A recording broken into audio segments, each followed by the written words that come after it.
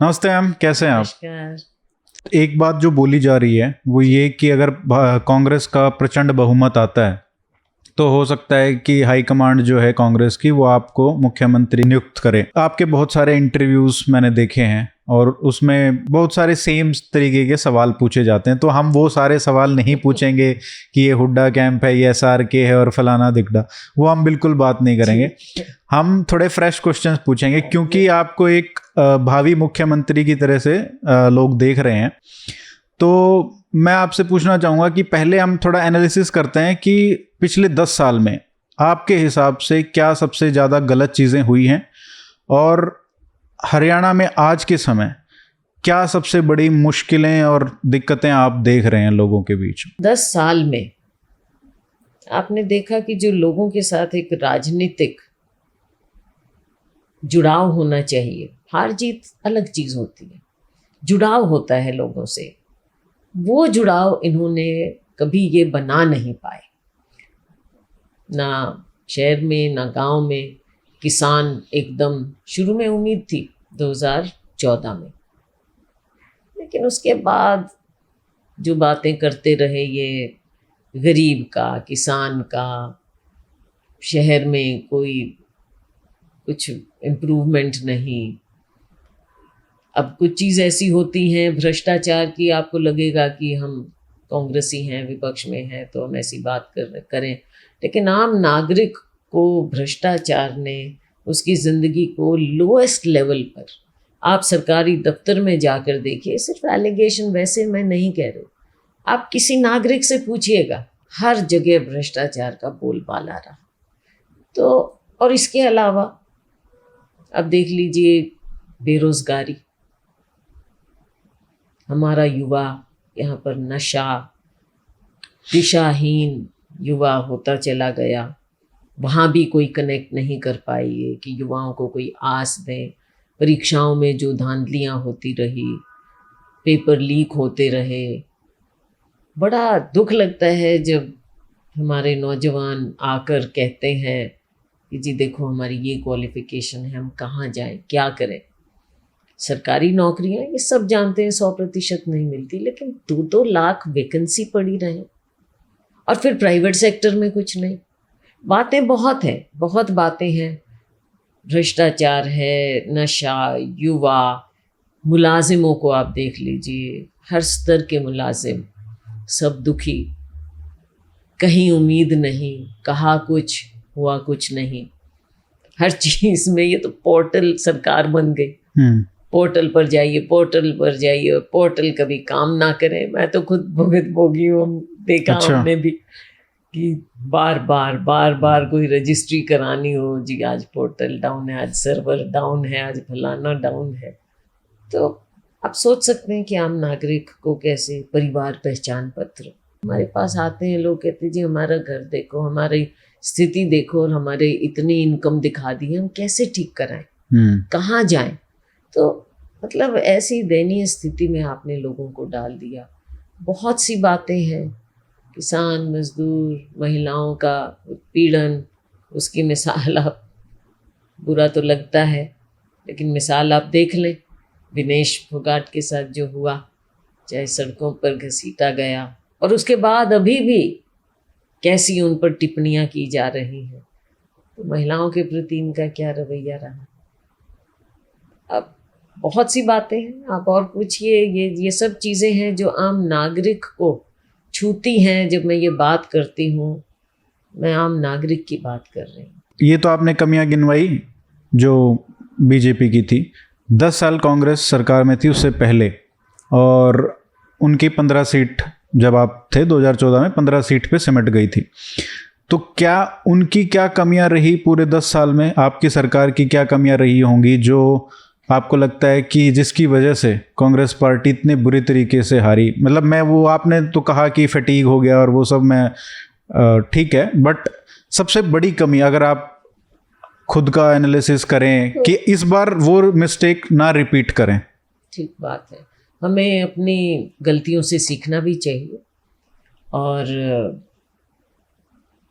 कुछ ना कुछ हमारी कमी रही होंगी। फटीग भी था।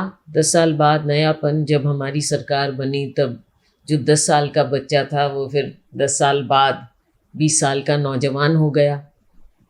जैसा मैंने कहा, सपने दिखाए गए, तरह तरह के सपने दिखाए गए। आप तो फिर से बीजेपी की कमियां ढूंढ रहे हैं, लेकिन मैं आपसे मैं इसलिए कह रही हूँ क्योंकि हमेशा कोई भी इलेक्शन के जो मुद्दे होते हैं उसमें दो चीज़ होती है, negative and positive. Negative BJP की एंटी इनकम्बेंसी, उस समय हमारी एंटी इनकम्बेंसी। और हरियाणा में बोला भी जाता है कि चुनाव जो होता है वो मरोड़ निकालने के लिए होता है। हाँ, नाड़ का सरिया काट तुम्हारी नाड़ का सरिया काट दिया। हाँ, जैसे अभी भी माहौल जो है वो एकदम एंटी बीजेपी है, शायद उतना प्रो कांग्रेस नहीं है, बट लोगों को पनिश करना है बीजेपी को। दोनों है। देखो, क्योंकि एक तरफ जब उम्मीदों से वो निराश हो जाते हैं तो विकल्प ढूंढते हैं। तो विकल्प कांग्रेस है आज, तो वो पॉजिटिव है, नेगेटिव बीजेपी है। तो पिछले बार की जो भी कमियां रही, उन कमियों को तो अब दूर करना पड़ेगा ना, उससे सीखकर। पर पहले नोटिस करना पड़ेगा कि हमारी कमियां क्या थी। हाँ, थी, कुछ कमियां रही, तभी लोगों ने हमें बाहर किया। आपने एनालिसिस किया होगा। तो हमको बिल्कुल पार्टी के अंदर हम अपने गिरेबान में झांकते हैं, बिल्कुल। बताइए कुछ। अब देखो, 10 साल वो और 10 साल ये, 20 साल, तो उसको हम पीछे छोड़कर, क्योंकि इन 10 सालों में भी हमने अपनी कमियों का एहसास किया, हम अब आगे की सोचेंगे।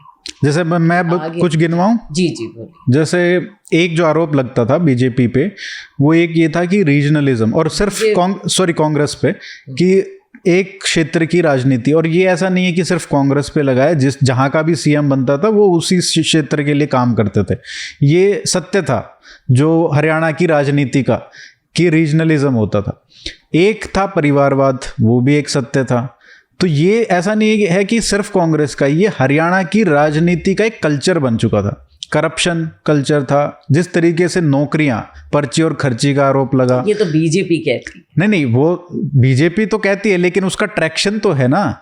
जो अगर मैं आपको एक स्टैट बताऊं, 2014 से 2019 में जितनी भर्तियां हुई वो लगभग 60,000 थी, जो कि 2000 से 2014 से ज्यादा थी, मतलब पिछले 15 साल की है। अच्छा, ओके, वो मैं कह रहा हूं। अच्छा। तो नौकरियां दी, और एक लोगों में ये मैसेज गया कि अब नौकरियां ठीक तरीके से मिल रही है। हालांकि 2019 के बाद 2024 तक ये कोई नौकरियां और वो सब में एकदम फेल हो गए। जो इनकी सबसे बड़ी सक्सेस थी वही इनका सबसे बड़ा फेलियर बन गया, क्योंकि हर जगह पेपर लीक और करप्शन और ये सब आ गया।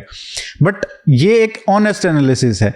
तो इस तरीके से मैं कहना चाह रहा हूं कि कुछ तो चेंज आया। जैसे रीजनलिज्म था ये, कि अपने क्षेत्र की, इन्होंने किसी क्षेत्र की आप कह सकते हो कि नहीं की कहीं का भी नहीं। तो हाँ, कम से कम अपने क्षेत्र की तो करते थे पहले वाले। तो आप एक पॉइंट ये कह सकते हो।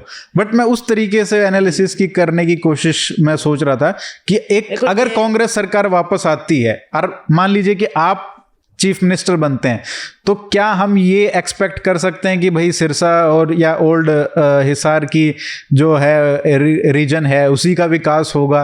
तो उस तरीके से ये सीखने वाली बात है। क्या हम उन गलतियों से सीखेंगे?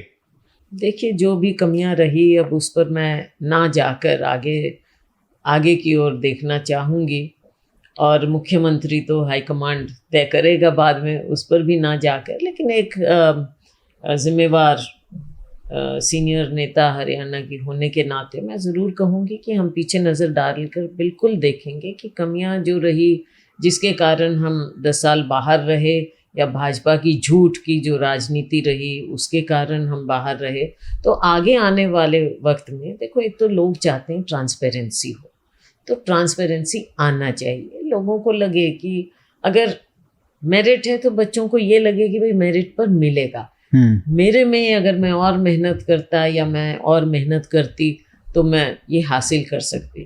तो ट्रांसपेरेंसी बहुत ज़रूरी है। और फिर ये भी देखना चाहिए आगे आने वाले वक्त में कि कौन सा हरियाणा का क्षेत्र, सारा है, इतना सा हरियाणा है हमारा, तो सब, और मेरा अनुभव, क्योंकि मैं पूरे हरियाणा में घूमती हूँ, जाती हूँ, 36 बिरादरी के बीच में बैठती उठती हूँ, और उनका बेहद प्यार मुझे मिलता है। सबका, तो सबकी उम्मीदें हैं। हम किसी को ये ना समझें कि कोई संकीर्ण सोच रखता है। ज़मीन पर लोग संकीर्ण सोच नहीं रखते। इसलिए इस चीज़ को हमने, भाईचारे को बढ़ाएं, हम आपस में सौहार्द हो, सभी आपस की जितने, जैसे अपने हरियाणा में बोलते हैं 36 बिरादरी, तो 36 बिरादरी मिलकर रहें, मिलकर रहेंगे, ट्रांसपेरेंसी होगी सबका। हम देखें भाजपा की तरह खोखले नारे नहीं जो कहते हैं सबका साथ सबका विकास, ना विकास ना साथ, कुछ भी नहीं, सब कुछ खो दिया इन्होंने, डिवाइड करने की कोशिश की समाज को। तभी मतलब एज अ हरियाणवी ऑल्सो आप कैसे सोचते हैं कि जो 10 साल में हुआ, जिस तरीके की राजनीति हुई, 35 वर्सेस 1 करने की जो कोशिश हुई, उसको आप किस तरीके से देखते हैं लॉन्ग टर्म में हरियाणा के सामाजिक जो परिप्रेक्ष्य है, सामाजिक रूप से देखा जाए? सामाजिक रूप से मैं देखती हूँ, क्योंकि एक वर्ग से आती हूँ मैं, और अनुसूचित जाति वर्ग से आती हूँ, तो शायद मेरा नज़रिया, मुझे आपकी जाति का पता नहीं ना, मेरी रुचि है आपकी जाति पूछने में, मैं क्योंकि अपने नज़रिए से आपको बताऊंगी कि ये जो कभी कभी हमारे लोगों में हीन भावना आ जाती है, वो ख़त्म करना सबकी जिम्मेवारी बनती है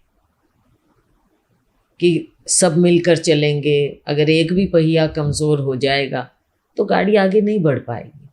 और ये मानसिक रूप से हमने ऐसी बेड़ियों से अपने आप को बाहर निकालना है, हर जाति को निकालना पड़ेगा। मैं अगर किसी जाति से पैदा हुई हूँ तो मैं अपने में से हीन भावना निकालूं, लेकिन इसके लिए सबको मिलकर करना पड़ेगा। मैं अकेली सोच लूं कि मैं हीन भावना निकालूं और आप मुझे हमेशा नीचा ही दिखाएं, ऐसे तो होगा नहीं। लेकिन आज के दिन जो मैं देखती हूँ कि जो नई पीढ़ी है, किसी भी जाति की हो, ये आगे सोचते हैं, आगे की सोचते हैं, भाईचारे की सोचते हैं। तो हमको उसकी नींव को, ऐसी सोच की नींव को मजबूत करना है, आगे लेकर जाना है। सभी लोग आगे बढ़ें। हरियाणा में चाहे आप रीजनलिज्म की बात करें, क्षेत्रवाद की बात करें, या किसी और वाद की बात करें,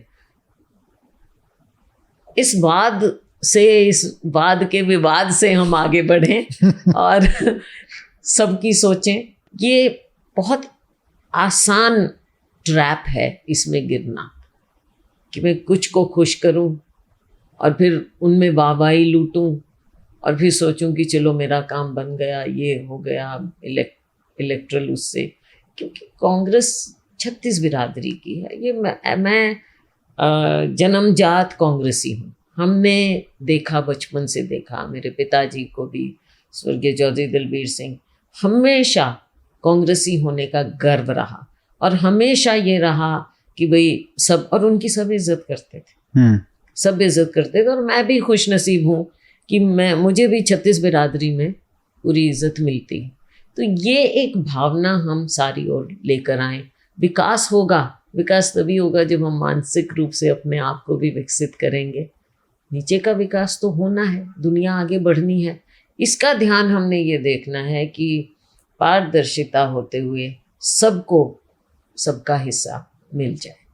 अब जैसे हमारे भी आजकल का मुद्दा है, शायद आप बाद में पूछना चाहें, कि अनुसूचित जाति में भी बहुत सी जातियां हैं जो अभी बिल्कुल ऊपर नहीं उठ पाई हैं। तो मैं समझती हूँ इसमें सबकी जिम्मेवारी है, हमारी सबकी।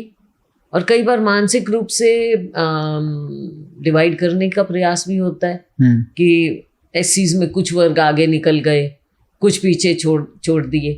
पहली बात तो इस सोच को हमने ठीक करना है कि अगर कुछ वर्ग आगे निकले हैं तो क्या उन्होंने दूसरों को दबाया? जिम्मेवारी किसकी थी? इन वर्गों की नहीं थी। इन वर्गों को मौका मिला, दूसरों को मौका क्यों नहीं मिला? ये तो सबकी जिम्मेवारी थी ना, कि जो नीचे रह गए हैं उनको ऊपर उठाएं। तो उसके कुछ जातियों को जिम्मेवार मानना कि भाई इन्होंने सब कुछ किया, ये ठीक नहीं है। इसका मतलब आप मानसिक रूप से, जो डॉक्टर अंबेडकर चाहते थे कि सब मिलकर चलें, आगे बढ़ें, संघर्ष तो है ना, अभी आगे भी है, तो ये सबकी जिम्मेवारी है कि हम जो अभी वंचित रह गए हैं उनको भी ऊपर उठाएं, उन्हें भी मौका मिले, उनके रहन सहन में, उनके बच्चों की पढ़ाई में, उनको आगे बढ़ाने में, ताकि बच्चे पढ़ें, आगे नौकरियां मिलें, उनकी प्रतिभा भी चमके। तो प्रतिभा किसमें नहीं है अगर मौका मिले? तो इस चीज़ के लिए हम सबको मिलकर सोचना पड़ेगा। ये एक ऐसा विषय है जिसके बारे में मुझे अंदर से बहुत महसूस होता है। जी, मैं इस पे और पूछना चाहूँगा, इसमें अभी जैसे सुप्रीम कोर्ट का भी आदेश आया था कि जो एससी कोटा है उसका सब कैटेगराइजेशन होना चाहिए, जो जातियां पीछे रह गई हैं एससी समाज में उनके लिए भी एक स्पेशल कोटा उसी में बने। तो आपका उस पर क्या विचार है? मैं यही बात समझाने का प्रयास कर रही थी कि कुछ जातियां हैं, चाहे एससी हैं, बीसी हैं या और भी कोई भी हैं, जो रह गए हैं, उनको ऊपर उठाना तो सबकी जिम्मेवारी है। उठाना चाहिए, उठाना पड़ेगा। अपने आप को मानसिक रूप से हम सब तैयार करें कि जो नीचे रह गया है, पीछे रह गया, उसको ऊपर उठाना हमारी सबकी जिम्मेवारी। तो sub categorization is a good policy. Sub categorization को किस तरह से, क्योंकि ये एक बड़ा कॉम्प्लिकेटेड मामला है। कहना आसान है, सुप्रीम कोर्ट ने कह दिया, जजमेंट पास, लेकिन जब आप नीचे जाएंगे, जब तक सामाजिक ताना बाना हम नहीं समझेंगे। एक टेक्निकल बात भी देख लीजिए, एक राज्य में कोई कैटेगरी बीसी में है, वही कैटेगरी कहीं और एसटी में है, वही कैटेगरी कहीं और एससी में है। तो इसके लिए, क्योंकि सेंट्रल सेंसस के मुताबिक होता है, सर्वे अलग चीज़ है, सेंसस होता है। तो ये जो राहुल जी कह रहे हैं कि सेंसस जातीय जनगणना होनी चाहिए, एससीज की होती है, लेकिन उसको हमने टारगेट करते हुए इस चीज़ को देखना पड़ेगा कि हमारे में से कौन नीचे रह गया है। उसमें सोच भी बदलनी पड़ेगी। जो ये जिस तरह की जजमेंट भी आई है, उसमें ये लगता है कि जैसे कुछ लोग कॉर्नर कर गए हैं। ये सोच गलत नहीं है क्या? मतलब उनको दोषी ठहरा दो आप, एससीज में कुछ को, क्या वो खुद जाके कॉर्नर कर लिया उन्होंने? बनाने वाले तो जनरल कैटेगरी के लोग थे ना। उन्होंने क्यों नहीं ये देखा कि कुछ लोग रह गए, उनको समान आप उस पर लाने का क्यों नहीं प्रयास किया? आपने आपस में ही क्यों जहर फैलाया? हमारे में क्यों जहर फैलाया? इसके लिए कौन रिस्पॉन्सिबल है? जो एससीज के लोग हैं वो रिस्पॉन्सिबल हैं क्या?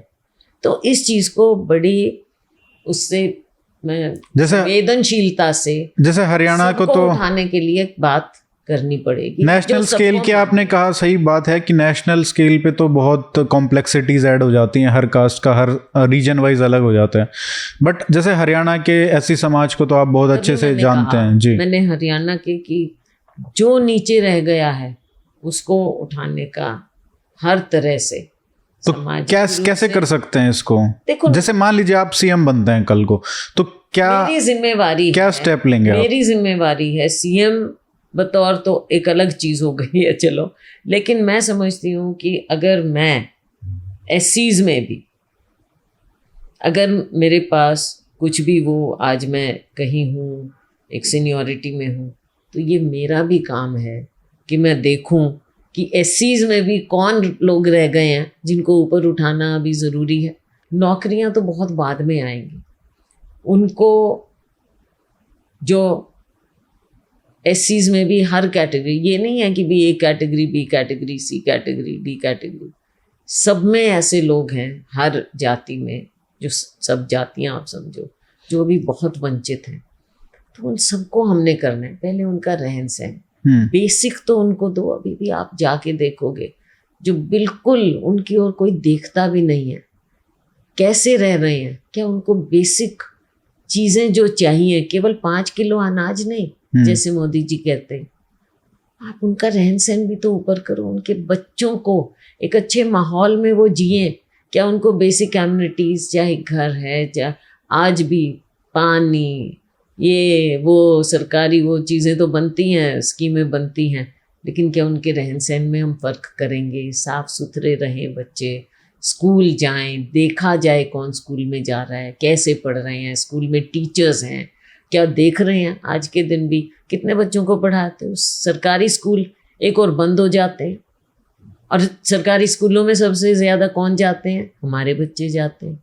ये बहुत इंटरेस्टिंग पॉइंट है और बहुत लोगों को जो सुन रहे होंगे इसको, ये मैंने 3-4 साल पहले मैंने नोटिस किया था अपने ही गांव में कि जो लोग वहाँ पे पढ़ रहे हैं, जो कोई भी सरकारी स्कूल है, जो सबसे नेग्लेक्टेड इंस्टीट्यूशन है not just in Haryana but across the country, वो एक ट्रेंड मैंने देखा था कि वहाँ पे पढ़ने वाले सारे के सारे बच्चे, मेजोरिटी, वो एससी समाज से आते हैं। तो ये एक सच्चाई है जो आप एक बार जब हम सरकार में थे, केंद्र में, ये बात मैंने कैबिनेट में भी रखी कि हम ये बात तो करते हैं और उसके बाद ये अगला स्टेप जो मैं बोलने जा रही हूँ, सरकारी स्कूल में जाते हैं, माँ बाप बड़ी उम्मीद से बच्चे को स्कूल छोड़ के जाते कि वो कुछ पढ़ेगा, उसकी ज़िंदगी मेरे से बेहतर होगी, और सबसे गरीब सरकारी स्कूल में भेजते हैं। 10 साल वो बच्चा, माँ बाप, वरना आप देखते हैं गरीब से गरीब बच्चे को खेत में भी काम दे देते हैं, छोटा सा बच्चा लग जाता है लेबर करने, छोटा सा बच्चा इधर उधर के काम करने लग जाते हैं, क्योंकि माँ बाप को हर एक हाथ चाहिए काम के लिए जो बांटे। लेकिन स्कूल में भेजते हैं उम्मीद से, सरकारी में भेजते हैं क्योंकि वो अफोर्ड नहीं कर सकते। जो अफोर्ड कर सकता है वो प्राइवेट बेलदार भी होगा, जो अफोर्ड कर सकता है वो बेशक एक कमरे का गांव में स्कूल होगा, लेकिन इंग्लिश मीडियम लिखा होगा, बच्चों को स्कर्ट पहना देंगे, निक्कर पहना देंगे, पैंट पहना देंगे, वो कोशिश करेगा कि मेरा बच्चा वहाँ जाए। तो आप सोच सकते हैं कि सरकारी स्कूलों में कौन जाते हैं। और 10 साल बाद जब आप इम्तिहान भी नहीं ले रहे, या चलो 8 साल या जितने भी, बच्चे जाते हैं इम्तिहान में बैठते हैं और फेल हो जाते हैं, उनको लिखना तक नहीं आ रहा, अर्जी तक नहीं लिख सकते, कुछ कर नहीं सकते, तो माँ बाप पे क्या बीतती होगी। इसको कैसे कर सकते हैं ठीक? देखो, हमको अपनी एजुकेशन को ध्यान करना होगा, और आगे आगे आने वाले समय में तो इसमें भी एक इनकलाब आएगा टेक्नोलॉजी का। अब वो पुराना स्कूल और ब्लैक बोर्ड और वो सब नहीं, नए बच्चों को जो बोलते हैं ना लीप फ्रॉगिंग, टेक्नोलॉजी का इस्तेमाल करते हुए हमने, पहले कौन सोच सकता था आज के छोटे छोटे बच्चे, गरीब से गरीब बच्चे, मोबाइल, बिल्कुल, वी शुड यूज दैट, क्यों नहीं।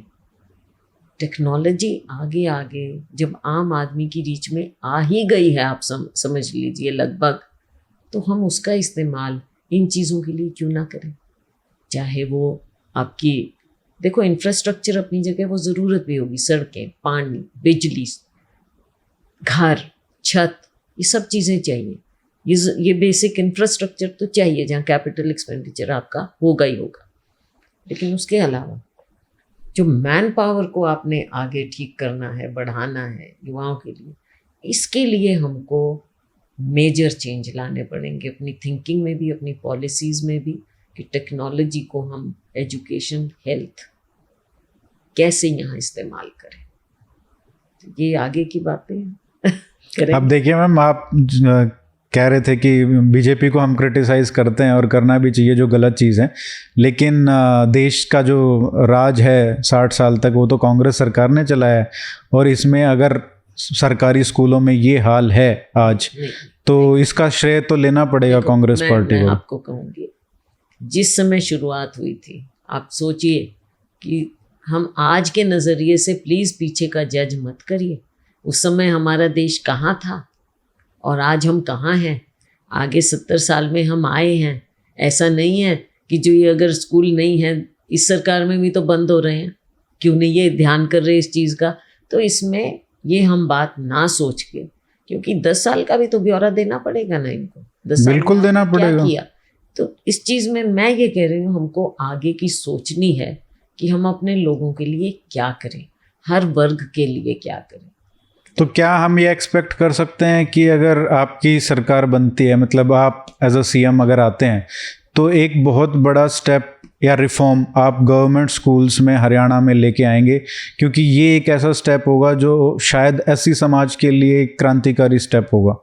बिल्कुल, सिर्फ एससी समाज के लिए नहीं, मैं तो कहती हूँ सबके लिए होना चाहिए, कि टेक्नोलॉजी का हम कैसे इस्तेमाल करें आम लोगों की ज़िंदगी की, रोज़मर्रा की ज़िंदगी बेहतर करने के लिए, बच्चों का अच्छा भविष्य करने के लिए, आम नागरिक की ज़िंदगी के लिए।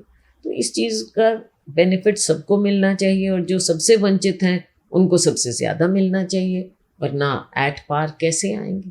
क्योंकि ये सारे सोशल ट्रेंड्स हैं जिसको देख के हमको पॉलिसी बनानी चाहिए, जी। जो मुझे लगता है कि आज के समय हर जगह मिसिंग है, कि कोई इन पैटर्न्स को स्टडी नहीं कर रहा है कि कैसे हमारा समाज बदल रहा है और उस पे एक्शन लेना चाहिए। हम सोते रहते हैं 10 साल 20 साल और उसके बाद फिर पूरा जनरेशन खराब हो जाता है। बिल्कुल हो जाता है जनरेशन, जिसके मैं वही कह रही हूँ 10 साल का बच्चा 20 साल का जब हो जाएगा तो उसके तो वो उतने साल हो गए ना खत्म, कहाँ जाएगा वो। तो ये दिक्कत है। आज के दिन बच्चे पलायन कर रहे हैं हरियाणा में, पहले तो हमारे जीटी रोड पे करते थे, अब हर जगह हमारे यहाँ भी करने लग गए हैं कि विदेश में जाएं। अच्छा, सिरसा साइड भी हो गया शुरू? सब हिसार सब अच्छा। जगह जाने। हाँ। तो लोगों को इसको ये है कैसे कि कर बस सकते विदेश हैं, जाएं। इसको टैकल कैसे कर सकते हैं हम? इसको टैकल वही है ना, देखो कई चीज़ें हैं। मैं ये तो नहीं कहती कि ओवरनाइट हम यूरोप बन जाएंगे या कनाडा बन जाएंगे, लेकिन लोगों को, बच्चों को जब लगे कि यहाँ भी अपॉर्चुनिटीज़ हैं, अपॉर्चुनिटीज़ की बात होती है, उनको लगता है कि क्या करें, अच्छे किसान, उनको लगता है बच्चे क्या किसानी करेंगे हमारे, पहले कह दो पढ़ा दो फिर किसानी कैसे करेंगे बच्चे। उनकी सोच ही है कि इससे अच्छा 1-2 किले बेचो, लीगल ढंग से भेज दो कनाडा, ऑस्ट्रेलिया, पता नहीं अब तो कहाँ कहाँ जाने लग गए, कोई देश छोड़ा नहीं। तो ये चीज़ें हैं जिनको, बात ये है कि जो पॉलिटिकल लीडरशिप होती है उसकी सोच सही होना चाहिए, एक विजडम होना चाहिए कि हमें कुछ करना है। सारी टेक्नोलॉजी मैं नहीं जानती, लेकिन हैं लोग जो जानते हैं, उनको डायरेक्शन सही माहौल मिलना चाहिए। हम पता नहीं, ऐसा हो जाता है कि शायद इलेक्ट होने के बाद जब कोई सीएम बनता है, कोई एमपी बनता है और जब पोजीशन ऑफ पावर में आते हैं तो एकदम कट ऑफ हो जाते हैं सोसाइटी से, उनको पता ही नहीं चलता कि क्या हो रहा है, लोग क्या चाह रहे हैं। और जिस तरीके से हम देखते हैं इंटरेक्शन भी लोगों का, आम जनता का इन पॉलिटिशियन से, तो ऐसा लगता है कि like they are living in totally different worlds. मतलब उनको पता ही नहीं है कि ये भी प्रॉब्लम है। जैसे पोर्टल वाली आपने बात की, तो वो मतलब एक बहुत बेसिक प्रॉब्लम है। आप एक गांव में सर्वे कर लो, आपको पता चल जाएगा ये बहुत बड़ा इशू है और इसको खत्म करके ही ये पीछा छूटेगा इसका। तो इसका कैसे, मतलब तो इन चीजों का हल निकालना होगा ना। तो आप कैसे बचाएंगे अपने आप को इस बीमारी से जो पॉलिटिशियंस को लग जाती है पावर में आने के बाद? देखो, बीमारी की बात नहीं है, बात ये है कि जब मौका मिलता है इंसान, मैं ये नहीं कहती इंसान तो इंसान है, भगवान नहीं है। भगवान भी आपकी 100% इच्छाएं पूरी नहीं कर सकता, लेकिन अगर आपकी इंटेंशन ठीक है, 100% नहीं, लेकिन जहाँ पर जो टच करते हैं, जहाँ संवेदनशीलता चाहिए, हम उसको उस ढंग से भी टैकल करें और थोड़ा आगे बढ़ें ना। आगे बढ़ने के लिए ही मिलता है मौका। मैं ये सारी बातें इसलिए पूछ रहा था कि मैं जानना चाहता हूँ कि आपका एज अ एडमिनिस्ट्रेटर आपका क्या विजन रहेगा हरियाणा के लिए, क्योंकि जैसे हुड्डा साहब हैं तो वो अपना बताते हैं कि मेरी पहली कलम से ये होगा वो होगा, इस तरीके की बातें। तो आपकी कलम से पहली 5-6 चीजें हम क्या एक्सपेक्ट कर सकते हैं? देखो, अभी तो उस तरह से कहना ठीक नहीं है, क्योंकि मैं अकेली तो कोई ये, अच्छा, ये भी मेरे को पूछना है कि क्यों नेता बचते क्यों है? ये एम्बिशन बताने से कि भाई मैं करूंगा ऐसे नहीं, ये अच्छा नहीं लगता, क्योंकि मैं एक सिस्टम का हिस्सा हूँ। कांग्रेस पार्टी अपना मैनिफेस्टो, बट एम्बिशन होना तो गलत चीज नहीं है। ठीक है, पर मैनिफेस्टो आएगा, पहले उसको भी देखा जाएगा, सभी पहलुओं को हम देखेंगे, और बनने के बाद कहना कुछ कि भी मैंने पहली कलम से ये कर देना है और है, ठीक है, वो सब अच्छी बात है, करना चाहिए, लेकिन मैं समझती हूँ कि सोच समझ कर हमें कदम उठाकर, ताकि आगे के लिए हम ऐसी वो बनाएं कि जिससे ओवरऑल फ़ायदा हो, सबका फ़ायदा हो। अब फॉर एग्ज़ाम्पल मैं आपको कहती हूँ, लड़कियां हैं, महिलाएं, उनके बारे में हम क्या बोलते हैं? सेफ्टी, सेफ्टी से आगे किसी को पूछोगे, किसी की समझ नहीं आएगी। महिलाओं के बारे में क्या बोलेंगे? अब महिलाओं के बारे में क्यों नहीं हम आगे सोच सकते? पढ़ाई में फोकस लड़कियों का कहते भी हैं और लड़कियां करती भी हैं। हम आगे नौकरियों के लिए क्यों नहीं सोच सकते, लेडीज के लिए? अब ये देखिए मैम, नौकरियों में हम क्यों नहीं इसमें एक और ट्रेंड की हम इंटरेस्टिंग ट्रेंड जो हरियाणा में मैंने नोटिस किया है वो ये है कि कुछ जो पॉलिटिशियन जिनका एम्बिशन था पॉलिटिशियन बनने का, एमएलए बनने का, उन्होंने कहाँ से शुरुआत की? उन्होंने शुरुआत की लड़कियों के लिए बस चलाने की, जो पढ़ने जाती थी। अब उनको उनके घर वालों पे सीधा वो आज इम्पैक्ट आता है कि भाई हमारी बच्ची जो है वो जा रही है बस में तो सिक्योर है, क्योंकि हमारा पब्लिक ट्रांसपोर्ट सिस्टम इतना इन क्राइसिस है कि लोगों को विश्वास ही नहीं है कि हम उनको भेज दें उसमें। तो वो एक लूप होल, देखिए सोसाइटी का ट्रेंड पॉलिटिशियन पहचानते तो हैं वोट लेने के लिए, लेकिन जब पावर में आते हैं तब वो पता नहीं क्या कहाँ चला जाता है। ऐसा नहीं है, ऐसा नहीं है, सब हर तरह से नहीं होता ये, लेकिन करने वाले करते भी हैं। और जैसा आपने कहा इस तरह के एग्जाम्पल्स भी हैं। और समाज और पॉलिटिशियन दोनों को साथ मिलकर ही चलना पड़ता है। वुमेन के लिए क्या कर सकते हैं, मतलब जैसे एज अ गवर्नमेंट में हम क्या क्या कर सकते हैं? मैंने वही कहा कि हम कम से कम, जब आजकल लड़कियां पढ़ लिख कर आगे आती हैं तो उनको नौकरियों में भी तो हिस्सा मिलना चाहिए ना, उसमें भी हिस्सा मिले, रिजर्वेशन गवर्नमेंट हो। क्यों नहीं, क्यों नहीं? जब रिजर्वेशन हर चीज में हो, हर एक के लिए हो सकती है, तो महिला के लिए भी हो सकती है, नौकरियों में उनको मौका मिले। तो क्या अगर आप सीएम बनते हैं तो क्या हरियाणा सरकार में रिजर्वेशन का पहल होगा? देखो फिर अब आप इस तरह की सीएम इस तरह बात मत करो, लेकिन मैं अपने आप विचार आपको बता रही हूँ। नहीं, विचार है तो वही पॉलिसी में ट्रांसलेट भी तो होना चाहिए वो। Time will tell, time will tell. तो आप कुछ भी कमिट नहीं कर रहे हो कि भाई देखो कुछ तो पैशन होता है किसी भी पॉलिटिशियन का। और मैन, अगर मैं कुछ कह रही हूँ हाँ तो इसका मतलब आई बिलीव इन इट, इसलिए मैं कह रही हूँ। तो कोशिश होगी, मतलब ये है कि मौका मिले तो इस चीज को, वरना मैं क्यों इस बात को एक्सप्रेस करती आपके सामने। तो हमने दो तो आपसे पॉलिसी पॉइंट्स निकलवा लिए कम से कम। एक तो सरकारी स्कूलों का, या जो वहाँ पे पढ़ने वाले जो बच्चे हैं उनके लिए टेक्नोलॉजी का यूज करके हम कैसे कर सकते हैं, एक वुमेन का हो गया। एजुकेशन, हेल्थ भी बहुत मेजर इशू है, तो कई चीजें हैं। चलो आज यहाँ पे हम, बट कौन सा ऐसा पॉइंट है जो आपका सबसे पैशनेट है, जिसके लिए आप, मतलब अगर आपको कुछ काम करने का मौका मिलता है, अब आप सीएम कहूँगा मैं तो आप फिर से बोलेंगे, बट आपको मौका मिलता है काम करने का, तो अगर आपके हाथ में है वो चीज़ तो आप क्या करना चाहेंगे? बहुत सी चीज़ें। एक चीज़ की बात युवा के लिए, महिलाओं के लिए, वंचित वर्ग के लिए। पहली बात, पॉपुलेशन भी बढ़ रही है।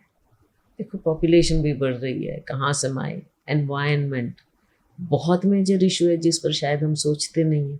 और स्पेसिफिक में आ जाऊँ, कचरा, उस पर क्या हम सोच रहे हैं? अगर साफ सुथरा माहौल होगा तो मानसिक रूप से भी आसपास, आज के दिन आपको क्या लगता है, बड़ी बड़ी कोठियाँ होती हैं, अंदर बहुत अच्छे ढंग से रहते हैं, लेकिन आपको ये नहीं लगता कि सब आदी हो गए हैं कचरा देखने के? क्या कर रहे हैं हम उसके बारे में? तो ये बहुत सी स्पेसिफिक चीज़ें भी हैं। और ये तो बहुत बड़ा इशू है मैम, जैसे म्युनिसिपल, इसको कैसे सिस्टमेटिकली कैसे चेंज कर सकते हैं? शहर की बात नहीं है, आप गांव में भी देखो। कल परसों में कहाँ पढ़ रही थी एक अखबार में कि सबसे लार्जेस्ट, हम ये पॉलीथीन का लार्जेस्ट हो गया है इंडिया। मुझे याद है मैं बहुत साल पहले, कम से कम 25 साल हो गए होंगे कम से कम, मैं सीरिया गई। सीरिया में मैंने देखा कि जब हम ऐसे बाहर निकले शहर से बाहर, तो उनकी फील्ड्स में इतना पॉलीथीन मुझे नजर आया। अच्छा। और मुझे लगा, मैंने कहा माय गॉड, ये तो मतलब कैसे ये देश क्या कर रहा है, इतना पॉलीथीन ऐसे उड़ रहा है। आज वो हमारा हाल है। कहीं जाओ आप, पॉलीथीन ही पॉलीथीन आपको नजर आएगा। ये स्टेरोफोम, इसके बर्तन फेंके हुए और सब ये चीज़ें हैं। देखो अब यहाँ बैठे आज सैलजा या आप, वो कुछ नहीं, लेकिन we have to be aware कि ये चीज़ें हैं जिनके बारे में हमें सॉल्यूशंस निकालनी चाहिए, निकालनी होंगी।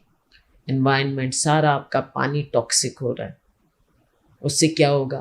बीमारियाँ। एनवायरनमेंट, हर घर, गांव में हर घर में आरओ लग गए अब तो। पहले इतना अच्छा पानी होता था गांव में। क्या वो सॉल्यूशन है? आरओ भी आप देखो ना, एनवायरनमेंट में तो आप किसी हद तक डिस्कस कर सकते हो। बचपन में मुझे याद है गिद्ध होते थे, आज के दिन कोई गिद्ध दिखता है आपको? मतलब जो नेचर के साथ खिलवाड़, पॉपुलेशन का प्रेशर और उससे संबंधित जिंदगी और आगे के भविष्य के लिए सोचना, जो आगे आने वाली पीढ़ी के लिए क्या छोड़कर जा रहे हैं, ये बात नई नहीं है, मैंने इन्वेंट नहीं की है। लेकिन इन बातों पर गंभीरता से हमको ना केवल सोचना, लेकिन गहराई से सोचकर कुछ ना कुछ इसके लिए करना ज़मीन पर, ये सारी बातें हैं जो हमको मिलकर करना चाहिए और करें। तो आपने जितनी सारी प्रॉब्लम्स ये हमने डिस्कस की और ये सब हुआ, प्रॉब्लम्स भी, सॉल्यूशंस भी थोड़े बहुत हुए, और जो इश्यूज आपके सबसे क्लोजेस्ट हैं, जो आप फील करते हैं, क्या हम एक्सपेक्ट कर सकते हैं कि आपके हाथ में अगर पावर आएगी तो इन सब इश्यूज पे काम होगा?